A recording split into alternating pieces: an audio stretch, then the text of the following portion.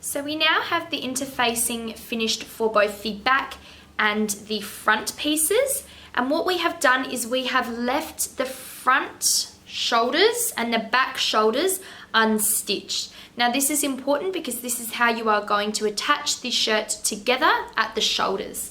So what we need to do is you have two little hems. This hem here has the interfacing, and we're going to fold that into the sleeve and tuck it in. So from this side, that's what it looks like. And the side that is the raw edge, and there's no interfacing, this is just your normal fabric, we're going to leave this hanging out. Okay, now we're going to do this on all four sleeves, all four shoulders. Okay, so we're going to have it tucked in, and then the other one hanging out on all four. So now that we have our interfacing hems tucked in to the shoulder on both the back and on the front, we are going to place our back down with the right side facing up, and we are going to put our front piece down with the right side facing down. So right sides together, and you should see both of the wrong sides on the table here. This should line up perfectly the two pieces of fabric that do not have any interfacing. So what you're going to do is you need to go over to the sewing machine and you need to sew these two pieces together. However, you are not sewing on this line here, on this seam where the interfacing is folded and tucked under. You are not sewing on that, so just above it, and use that as a guide.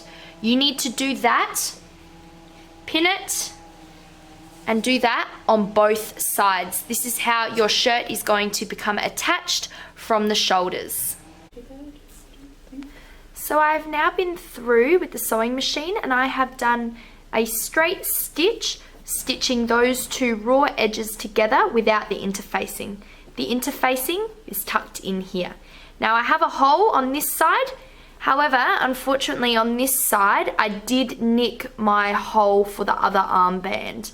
That doesn't matter because this is how it is going to come together.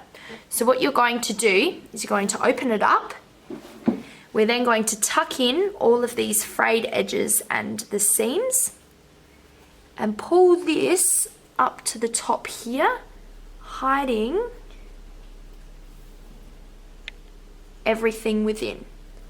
So this is the inside of your shoulder seam. So this is this part, however, on the inside of your shirt. So what you now have to do is, with a hand sewing needle and some thread, you need to stitch this together using a slip stitch. So you want to connect this opening with that opening and do a slip stitch across the whole way to hide all of these yucky frayed bits.